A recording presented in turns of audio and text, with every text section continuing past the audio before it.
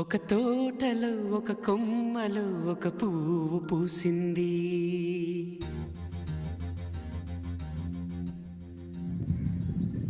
మహారాణిలా మహాలక్ష్మిలా ఆ పువ్వు నవ్వింది.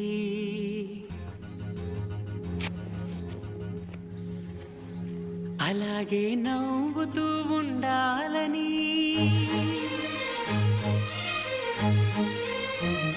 అలాగే నవ్వుతూ ఉండాలని నింగి నేల వాగు వంక చెట్టు చేమ గువగూడు ఆశీర్వదించాయి.